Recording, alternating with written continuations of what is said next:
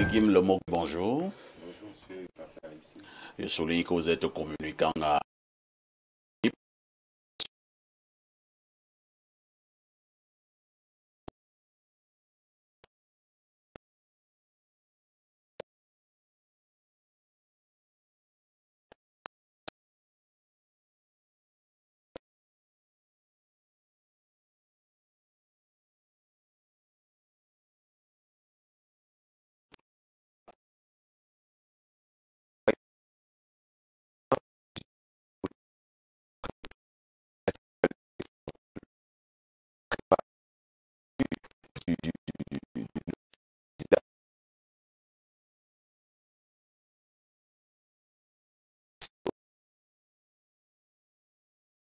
Investir pour que chaque militant donne son notion au premier secrétaire pour porter le flambeau du parti, notamment pour cette élection présidentielle. Donc nous sommes prêts.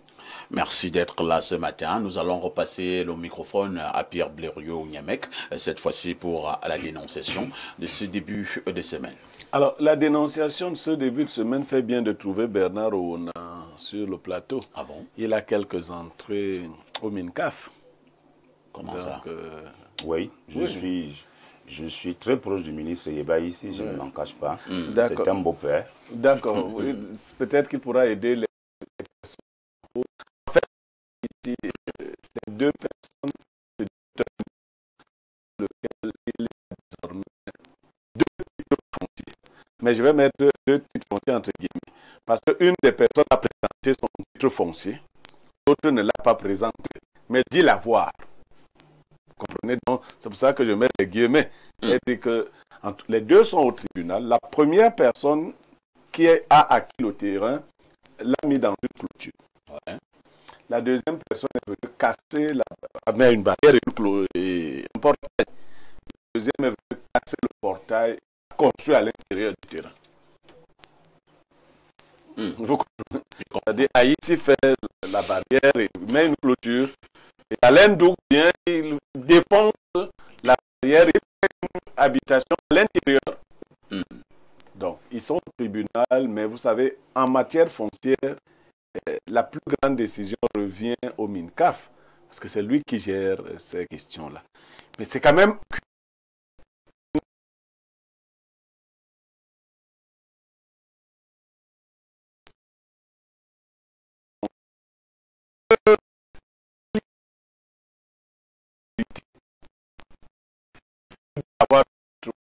Est-ce que vous pouvez mener l'action judiciaire?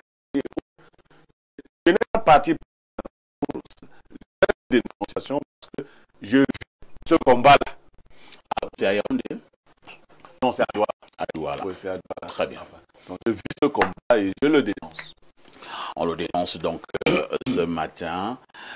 Les problèmes ayant trait au foncier au Cameroun vont finir par créer autre chose dans ce pays. Alain Douk, votre commentaire? On a une illustration des tensions sociales autour des problématiques de domaine au niveau du pays. Et nous savons que véritablement, les Camerounais sont presque tous à l'unanimité d'accord qu'il faut revoir toutes les dispositions législatives sur le droit foncier au Cameroun.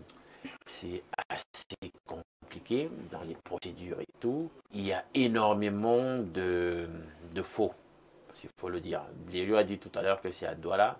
Et des informations que j'ai sur le sujet, on a près de 82% des titres fonciers au niveau de Douala qui sont faux. Et si on en arrive à un tel pourcentage, forcément, il y a une complicité administrative dans l'attribution des titres fonciers aux Camerounais. Donc, la situation de corruption du pays est dans.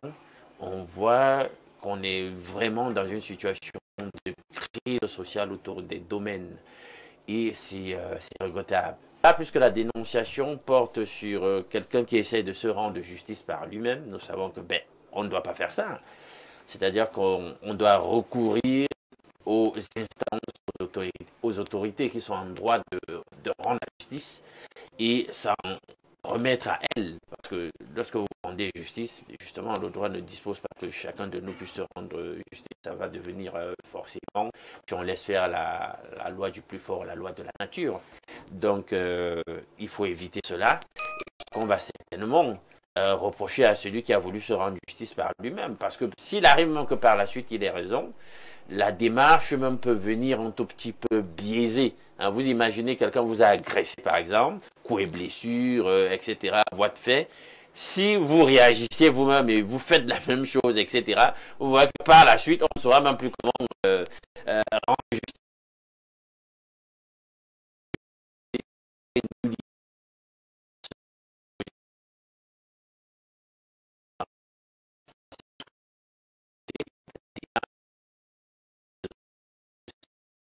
De 10 ans sur le cas en question. Merci. Bernard Ona, c'est régulier au Cameroun. Je ne sais pas si ça se passe également comme ça ailleurs. Vous avez une parcelle de terrain. Il y a 2, 3, 4, 5 acquéreurs. On te dit que le premier acheteur, il y a un deuxième acheteur, il y a un troisième acheteur, il y a un cinquième acheteur sur la même parcelle.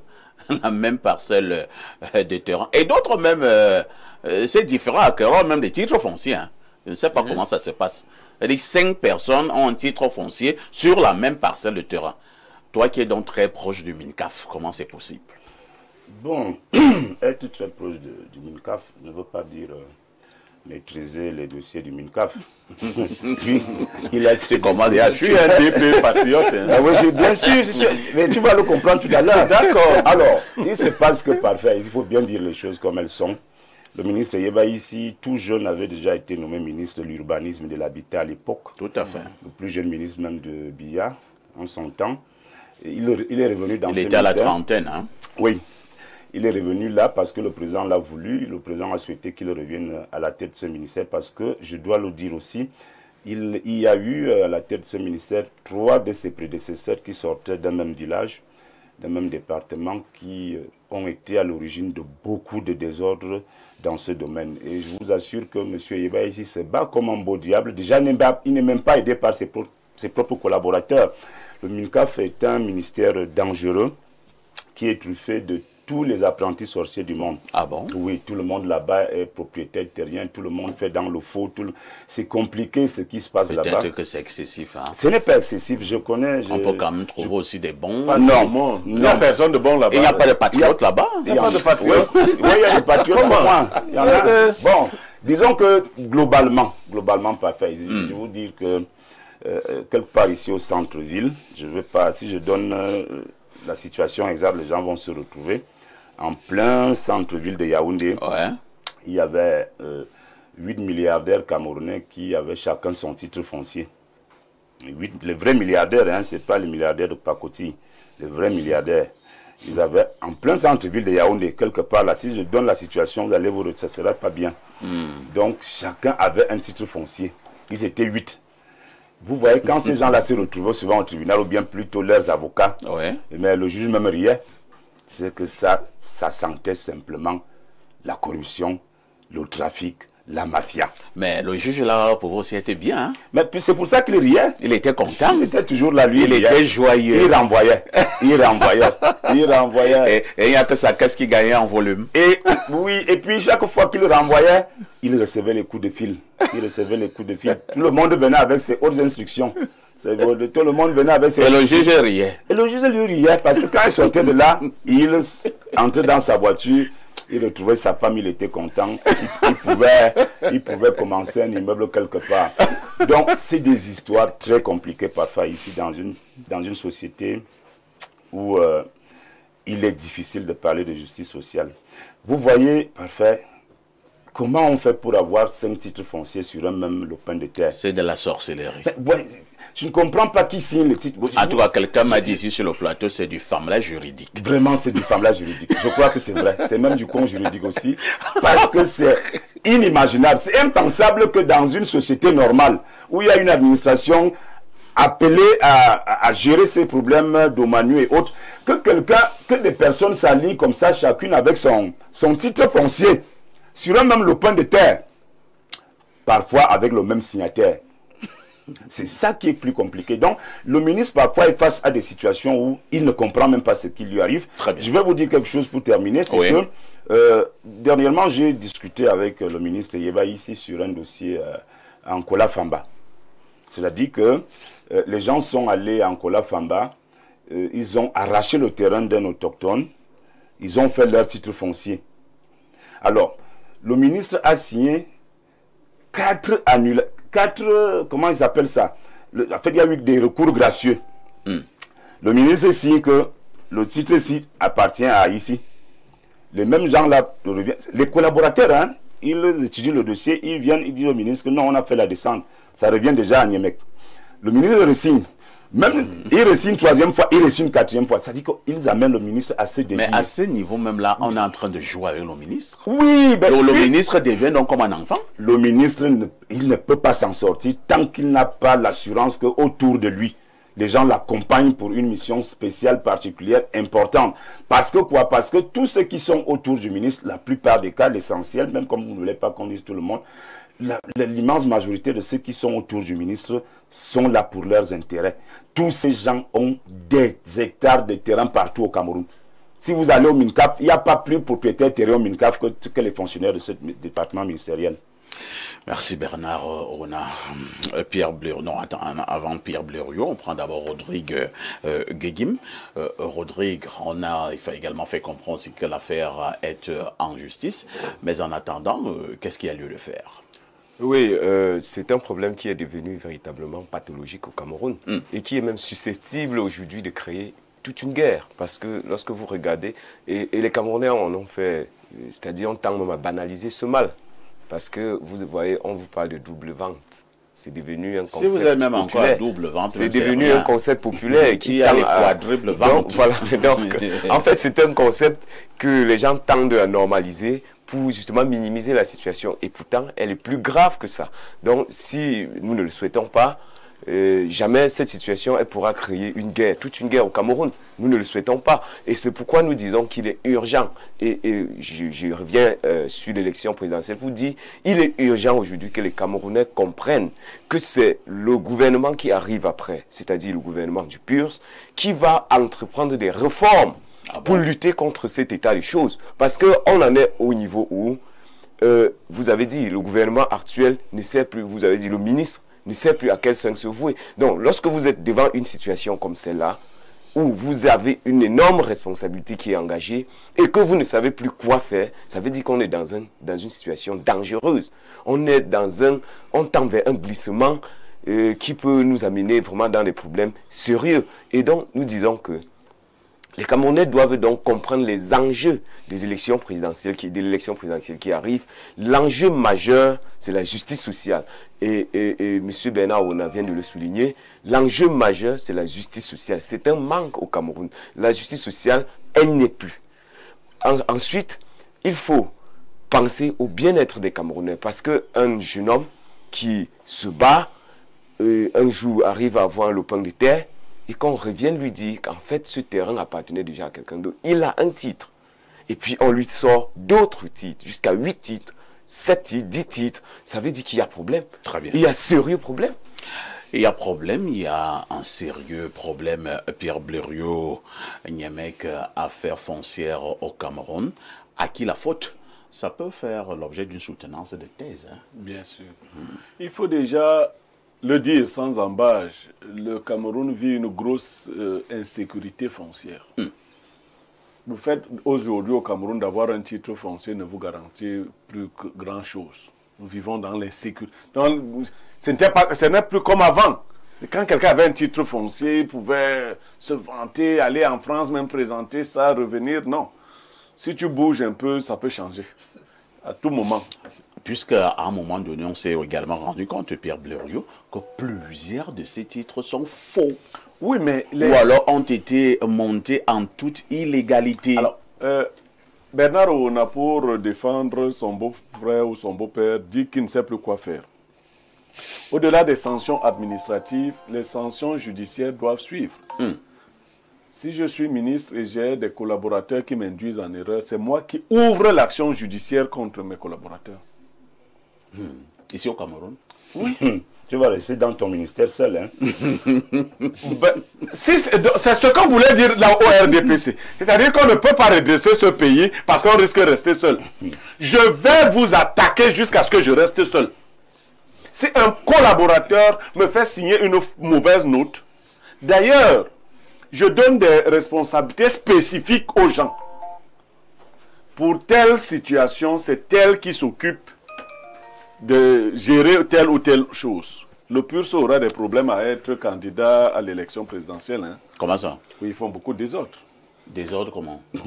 Voilà. Sur le plateau. Oui, Donc, voilà, c'est pas un bon signe. Voilà, ce n'est pas bon. Voilà. Donc, je vous confie des missions spécifiques. Je dis que c'est Alain Douk qui vérifie l'authenticité de tel aspect. Si ça traverse Alain Douk, et donc Alain Douk se rend coupable de cela, je le mets en prison. Moi, le ministre d'Alain Douk, je poursuis Alain Douk avec les éléments administratifs. Et ainsi de suite. D'ailleurs, vous n'aurez même, contrairement à ce qu'on croit, vous n'aurez pas. Je vous ai déjà parlé du fameux proviseur que j'avais eu, non? À ici, redresser. Les Camerounais ne sont même pas courageux. Les redresser n'est même pas difficile. Il faut simplement que tu n'aies pas de parti pris. C'est-à-dire que si c'est ton neveu qui est au cabinet... Tu ne vas pas compromis. Non, si c'est là ton neveu qui le fait, tu le mets en prison le premier. Bon, le problème, c'est que, comme dit Alain Douk, si un ministre décide d'adopter cette attitude et cette posture, il faudrait que le ministre lui-même soit sûr qu'il lui-même n'est pas dans des compromissions. Mais est-ce que c'est ça le problème. Parce que le vieil adage bantou que tu connais, Blériot, dit que quand tu regardes au postérieur de la personne qui est devant toi, en se courbant, on regarde également pour toi. Oh ben, moi, donc le ministre, là, lui-même doit se rassurer qu'il est propre. Non, mais moi, je parle d'un homme normal comme moi. Voilà. Je ne parle pas des hommes anormaux. Nous parlions d'un sujet hier. Je vous ai dit que moi, je souhaite qu'on mette notre sujet sur la table. Donc, si vous êtes déjà compromis et corrompu, il est évident que, vous savez, il y a une très haute personnalité qui est allée voir le DG d'une grande école au Cameroun. Enfin, non, c'est le DG de la grande école qui est allé voir la grande personnalité pour lui montrer les copies des noms que la haute personnalité avait envoyés au DG de l'école. La meilleure note, c'était 8 sur 20, mais ça, c'était la meilleure. D'autres avaient 1 sur 20, 2 sur 20. Alors, le DG arrive et il dit à la haute personnalité, très haute personnalité, monsieur, regardez les notes des enfants dont vous m'avez communiqué les noms. Donc, la haute personnalité lui dit, qui t'a envoyé chercher leurs notes? Mais seulement les noms. Si je savais que ces gars peuvent bien travailler, j'allais t'envoyer les noms. Ce que tu allais chercher là-bas dans les notes, c'est ton problème. Sors de mon bureau et va mettre leur nom. Le DG est sorti la queue entre les jambes et la très haute s'est assuré qu'on enlève le DG. Incroyable. Oui. Mais attends, tu viens. Non, le DG vient là vraiment. Il dit qu'il veut aider, mais quand il voit les notes, la personnalité, qui t'a envoyé on a demandé leurs notes. On n'a pas demandé son avis. J'imagine donc que le ministre Yeba ici est aussi entouré des gens qui sont protégés. Très bien. Donc vous pouvez, ce que je dis là, c'est dans un régime normal. Mais dans un régime de patriotes, de DP patriotes... Merci. Nous allons rapidement lire les nombreuses contributions de nos téléspectateurs. Allons au plus 49, c'est l'Allemagne. Il y a interruption à YouTube, monsieur Aïssi. Merci. Bon, j'espère que notre équipe technique va faire ce qu'elle devrait faire. Et la personne continue en disant, bonjour monsieur Aïssi, je crois qu'il n'a pas échappé aux Africains que l'Occident ne nous a rien apporté de positif depuis qu'elle s'est imposée à nous. La religion et la politique en sont de parfaites illustrations. Qu'est-ce qui peut justifier qu'un pays de 25 millions d'habitants comme le nôtre ait plus de 250 partis politiques? La Chine serait-elle devenue cette puissance qu'elle est aujourd'hui si elle avait autant de partis politiques que le Cameroun? Je pense que non. L'Afrique en général et le Cameroun en particulier doivent mettre fin au multipartisme car les partis divisent. Et cette division des peuples africains est le résultat recherché par l'Occident. C'est Mandeng Eyoum depuis l'Allemagne qui envoie cette contribution. Un autre message, bonjour à vous. La dénonciation de ce matin est très vrai, surtout pour exemple ce pays, le Cameroun. Quand on a vécu toute sa vie à côté d'une poubelle, on finit par ne plus sentir son odeur. Le cerveau ne la détecte plus. En effet, il normalise la puanteur. Le même principe est valable quand on a vécu toute sa vie dans une société de basse morale. C'est Remassa qui envoie cette contribution. Je ne sais pas pourquoi vous êtes très énervé ce matin. Alors, on prend un autre message. Bonjour à tous. Le ministre Eyebe Aïssi a fait un travail énorme malgré la mafia. Le rattachement géolocalisation des titres fonciers permet déjà de réduire la superposition des titres fonciers. C'est René de Marois qui envoie cette information.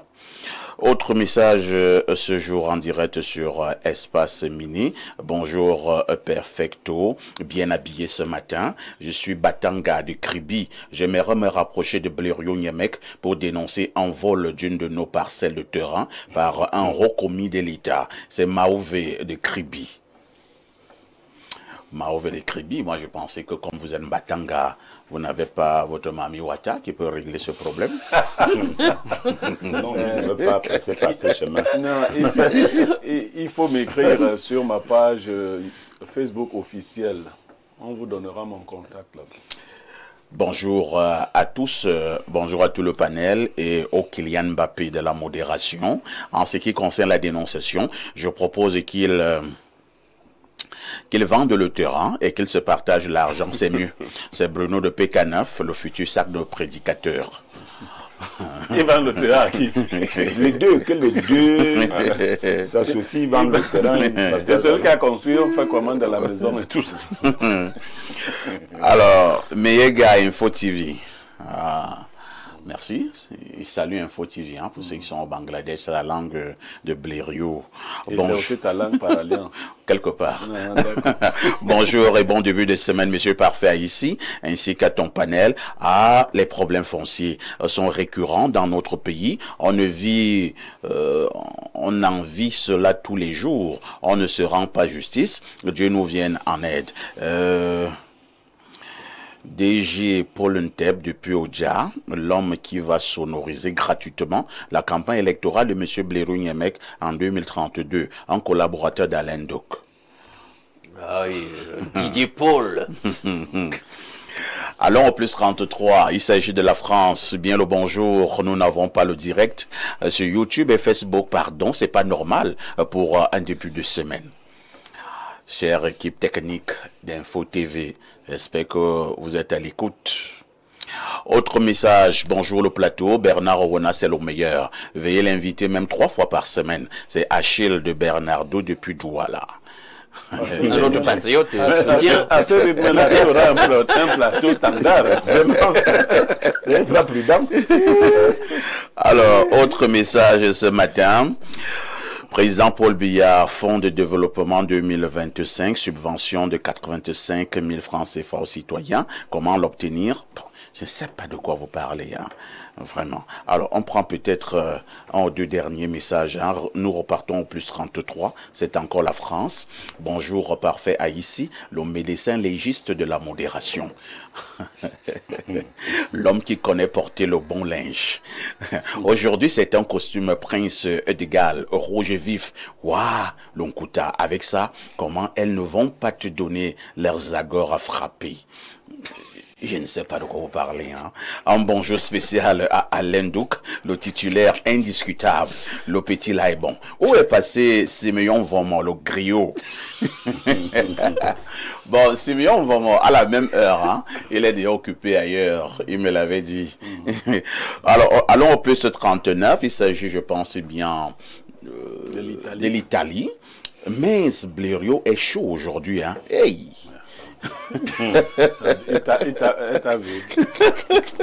Autre message. Bonjour Mouledi. À écouter M. Bernard Owona, le ministre devrait démissionner et s'il est dépassé.